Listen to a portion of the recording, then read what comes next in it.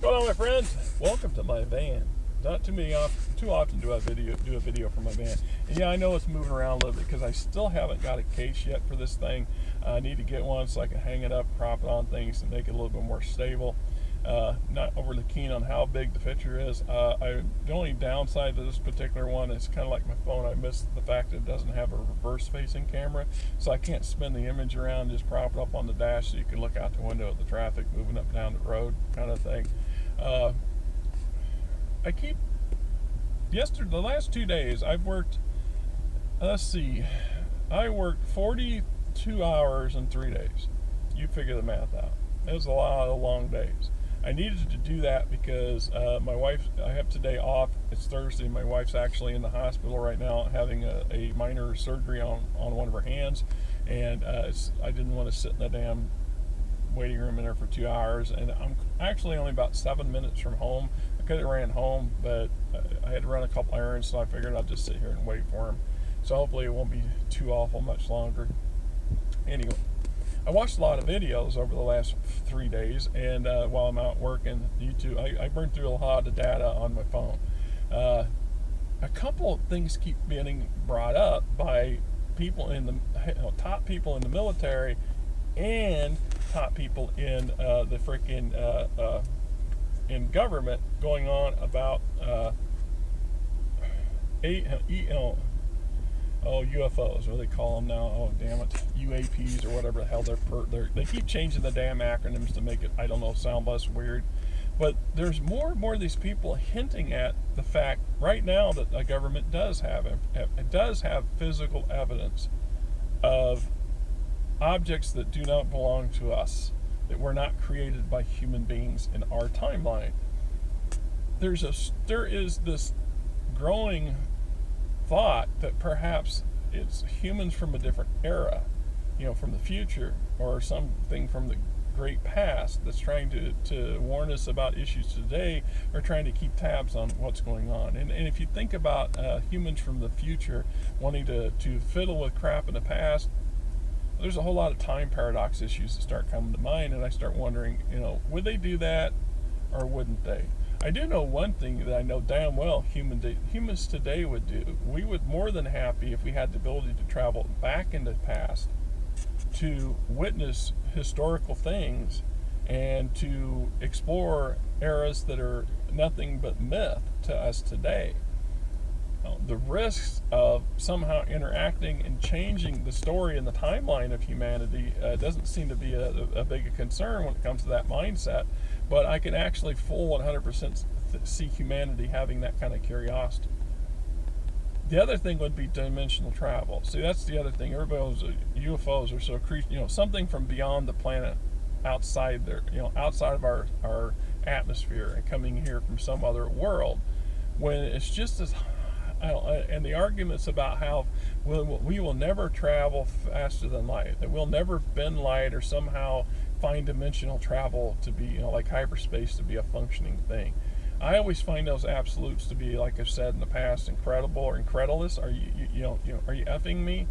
Humanity has proven to itself over and over again that things we think are impossible are just currently beyond our ability. That doesn't make them impossible, right?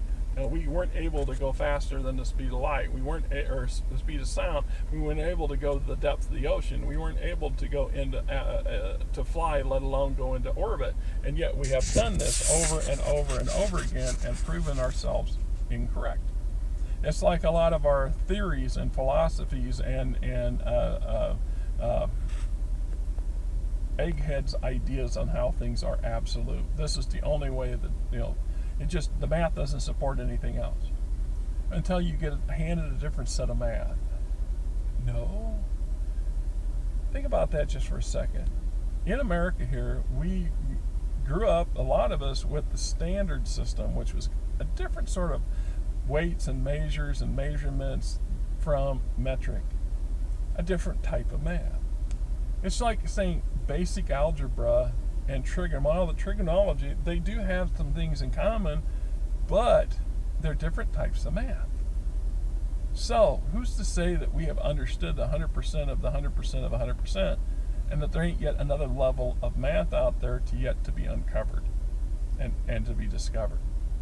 So to say absolutely, positively absolute, there's no way that this could ever be more than this, I question that. It's like absolute zero. Nothing can be colder than absolute zero. Perhaps, but what if? What if? That is the possibility, is that something could be, affect that. And how would that change everything we see? Just see if my phone's ringing or not, because I keep hearing a buzzing, but I don't know if it's the van or if it's, no, it's not the phone. My phone makes weird noises. Everything I own is old and decrepit. I'm poor. I'm a poor person. I make around $52,000 a year, and that's back when I was young. That was like a lot of money. But I'm on a slow week. Last week was 32 hours. The week before was 54, and I was averaging 50 hours for the last 2 months. Now this week I'm struggling to get 40. Although this week I should hit 44, 45. I got a couple more jobs to do tomorrow, so maybe 46, depending on how I stretch it out. I need that extra check, or a little extra money to check, because bills don't stop coming just because my paycheck gets smaller. So, it's like the threat of, or the advantages of artificial intelligence. I've been watching more and more stuff, and I've been reading more and more articles on the ideas and the concerns around artificial intelligence. Fact is, artificial intelligence is here. It's happening. It's a technological advance in our lifetime, and artificial intelligence has an advantage over past technologies. Is the fact that it can teach itself, it can learn new stuff, and it never stops learning. And more importantly, it literally learns at the speed of light. It's managing to travel faster than the speed of light in some ways than we can. It's like the old argument: if I'm traveling at just below the threshold of the speed of light in a spacecraft, and I step forward from one room to the next, am I actually moving faster than the speed of light?